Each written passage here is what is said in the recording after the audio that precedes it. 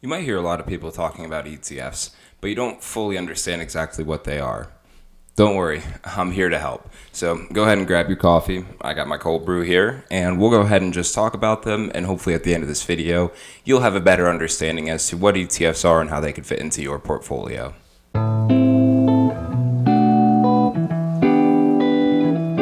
Hey everyone, and thanks for joining me today. My name is Matt, and in today's episode what we're going to do is just talk about ETFs, help you have a better understanding for ETFs, and again, just hopefully at the end of this you'll see how they can be advantageous inside of your portfolio.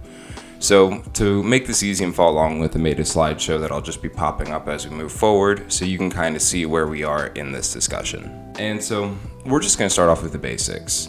So the first one is that they're a diversified investment, meaning when you buy an ETF, you're buying multiple investments inside of one purchase. That is why a lot of people feel that they're a great place to start with, because it's a relatively cheap way to get started. No, it's not penny stocks or anything like that. But, for $70, you get exposure to hundreds of companies. Even paying $300, while yes, that is a lot of money, you still get exposure that would cost you thousands or even tens of thousands of dollars to be able to buy significant portions in all of those companies inside of an ETF. So it's a great way to get started, again, for a low cost and immediately have diversification. Now, when it comes to the investments inside of these, I think maybe a good way to put it is, I don't like this example, but think of the ETF as a basket. So the ETF is the basket that's holding on to these investments, and then the investments are what fills the basket. And that could be stocks, bonds, commodities, REITs, you name it. There's really no limit to what ETFs can be. They can't be a Pokemon card collection, obviously, but any kind of investment that would fit inside of that basket can be an ETF. And it could be a mix of those. They could be balanced between, 70% stocks, 30% bonds, vice versa, 50-50. Doesn't matter. That's what makes them a great investment, though, is because you can get exposure to multiple different kinds of investments, not just stocks or not just bonds, with one purchase. So similar to stocks, ETFs are held in a brokerage account. Now you can set these up through any broker, whether that be a company like Charles Schwab, E-Trade, Fidelity, Vanguard, Robinhood, Webull, the list goes on and on. As long as they have brokerage capabilities, since these do trade like a stock, more on that later,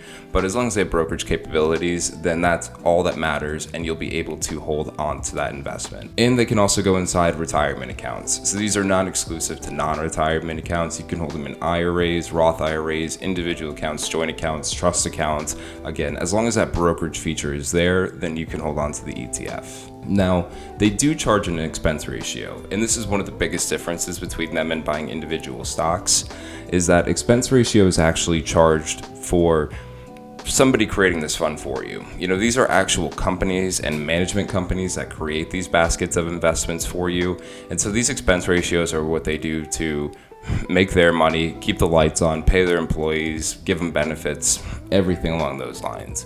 So that's where the expense ratio comes into play, but bear in mind, and we'll talk more about this later, that the expense ratio is something you should pay close attention to. So now we'll move on to just some additional information that might be helpful for you. And let's take a quick pause for the cause. Everybody take a sip of coffee real quick. I'll do it with you. Because this next part is actually really important, and it's something that I want to focus on because I've seen a lot of misinformation out there on this next bullet specifically. And the next one is ETFs follow benchmarks, but the ETF itself is not a benchmark.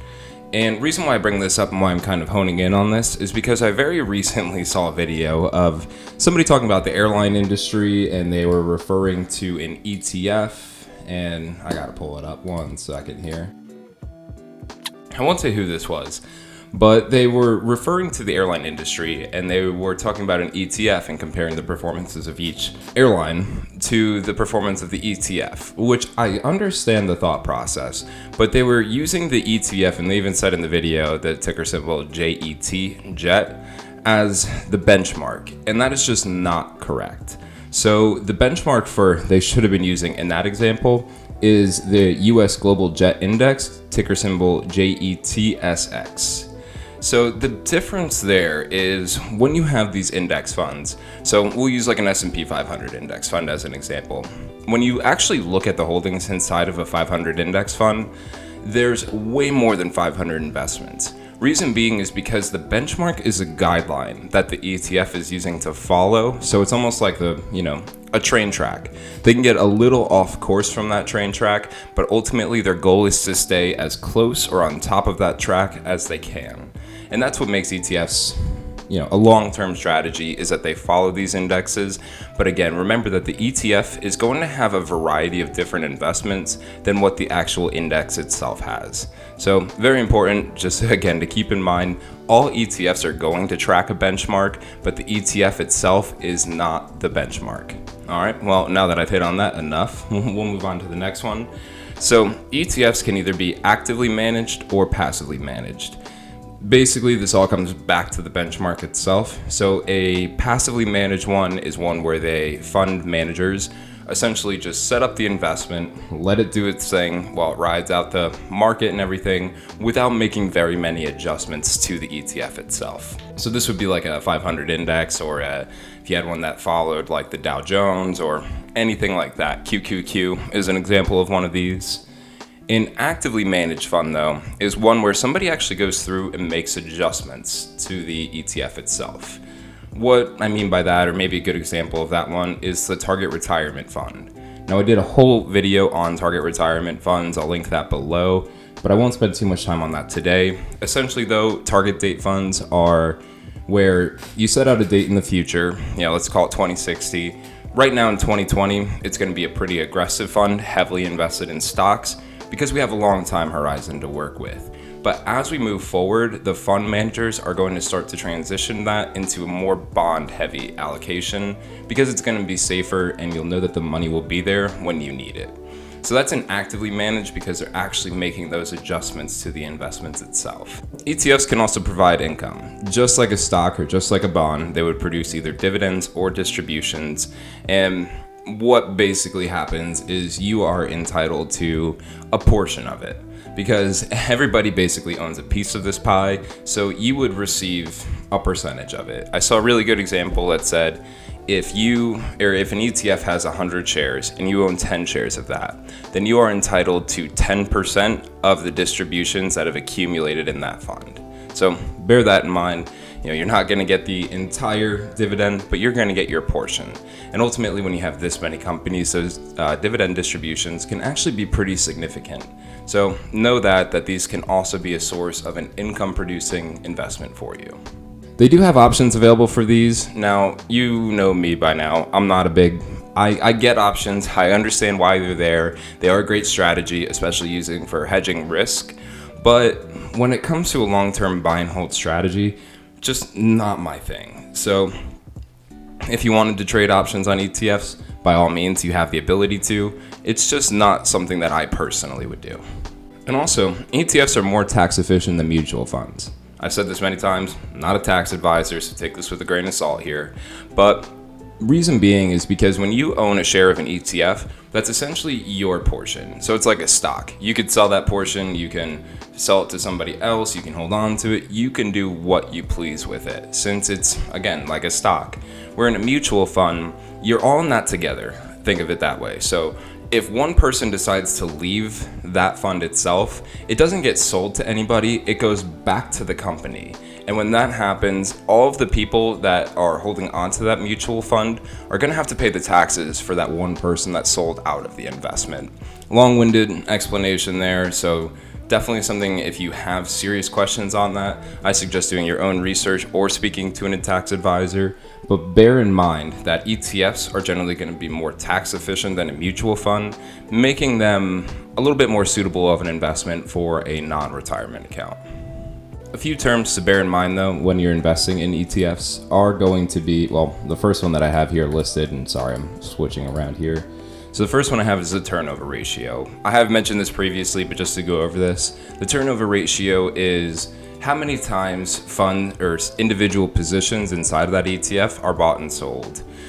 I've noticed, and this is my own observation, this might not be actually correct, but I've noticed that funds with a lower turnover ratio generally have a better performance. And it really goes to what Warren Buffett and Jack Bogle preach of that buy and hold, buy the market, and just ride it out strategy. It's really a tried and true method.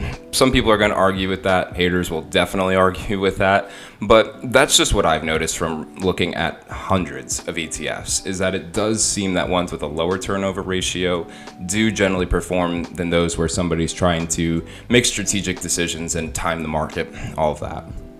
Also, with the turnover ratio does mean that they are, if it has a high turnover ratio, it does mean that they are a little less tax efficient than one with a lower turnover ratio. I'll leave it right there, again, because we kind of just talked about that. It's really specific there, but just bear that in mind that generally when an ETF has a lower asset turnover ratio, it's going to be a little bit more it's going to be better with your taxes than something with a high asset turnover ratio. The other one you'll see a lot is assets under management, or AUM, most commonly AUM. And that could have two different meanings. So a company like Vanguard has like $3 trillion or something like that dollars under assets, or assets under management, and that's in all of their funds. But then you could take it a step further, and at the fund level, there's assets under management. And all that basically means is it's how much money is invested in this ETF. So if there's like 100 positions and they all cost like $20, you do the math, but that would be how much assets under management are in that fund itself. So again, it's the amount of money invested into all of these different positions inside of the ETF. And to kind of bring this all together here, just two things to be mindful of. First one is expense ratios. I've preached this in so many of my videos in the past, so I'm sure you understand it by now if you've seen my videos. But if you haven't, expense ratios are, again, what the company charges to keep the lights on, to manage the fund, to keep everything together. So they're important because it's what allows for these funds to exist. You know, this isn't charity work. They're not doing this for free.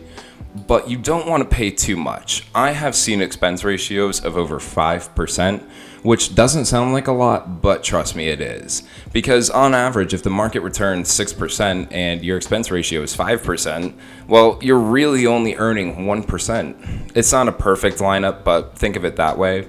Generally, with expense ratios, under 1% is good, under 0.5% is better, and you really could even be looking as low as 0.3 to, I've seen some index funds that are 0.08%. So keep that in mind. Expense ratios, the higher they are, the more they'll eat away at your returns. And don't just say, oh, 2%, not bad. 2% is rough. Don't get a 2% fund when there's probably an equivalent out there that's at a much lower cost. Again, maybe like a 0.7, 0.6% as opposed to 2%. So be very cognizant of expense ratios because you don't want to overpay. And lastly here is overlap. So overlap is huge because a lot of times people, when they buy or transition from stocks to ETFs, you have the mindset of, oh, I need to own 15 plus stocks to be well diversified. And that mindset tends to carry over to ETFs. And that's not necessarily correct, or it's not necessarily the right approach. I mentioned earlier that there's many kinds of ETFs to invest in. You can have, all bond, all stock. You can buy the US market, large cap, mid cap, small cap, growth, real estate sectors. So the list goes on and on when it comes with the different kinds you can invest in. But I'll use the example here. So VGT, the one I just recently did a review on, and FTech, the Fidelity equivalent. If you look at the top 10 holdings, and I'll try to pop that up on the screen here so you can see it, the top 10 holdings are almost exactly the same. They track a very similar benchmark and they perform almost the same. So there's no need to own on to both and really pick and choose your battles. One of them is going to be fine, and ultimately, whatever you prefer. If you have an account with Vanguard, you'll probably pick the Vanguard one. If you have an account with Fidelity, you'll probably pick the Fidelity one because they're just so similar. And a lot of times that's where people kind of put themselves in a trap, is that they start buying all these different ETFs, not necessarily realizing that they already have the exposure to those companies. So again, buying, we'll say like a shout out Kevin O'Leary, buying like an O-Shares large cap fund or buying a Schwab large cap fund, there's no need for both in your portfolio. Pick the one that you like better, whether it's because it has more individual positions inside of it, a lower expense ratio, maybe it pays a monthly dividend compared to a quarterly dividend, who knows. But You don't need both, and you'll just have to kind of figure out which one's going to be the best for you. I've mentioned before, Vanguard's kind of what I grew up on, so it's what I know the best, and it's where I tend to look first. You might find that, again, with Kevin O'Leary's O-Shares. You might find that with BlackRock or iShares or Fidelity, Schwab, what have you. But if you start to buy just different funds just because it's from a different company, pump the brakes and evaluate your portfolio. We want to minimize that overlap so you can capitalize on as much market share as you can. I'd rather see you own 3 ETFs. In theory, you only need one, and you just need a total stock market, which buys everything in the market, and you're good. You don't need 15 of those. You just need one. And if you're gonna try to pick and choose a little bit more, pay attention to the holdings or the benchmark that it's tracking. So that way you can say, oh, I've already got exposure to the MSCI technology index. I don't need any more exposure to that, but I do need exposure to the real estate index. And so maybe you look for a real estate ETF. I hope this video made sense. I hope you were able to walk away with this saying, okay, I kind of understand ETFs a little bit more, and hope you got your coffee in hue today. So if you have any questions on this, if I missed anything, or if you still really need help with these, please leave a comment down below. I'm always happy to pass along any information or any knowledge that I have about this to all of you. And to kind of wrap this up, as I always like to say, you could be anywhere in the world, but you're right here with me. And I really appreciate that. So thank you so much for taking the time out of your day to watch this video, but I will let you go ahead and enjoy the rest of your day, and hope you have a great weekend as well.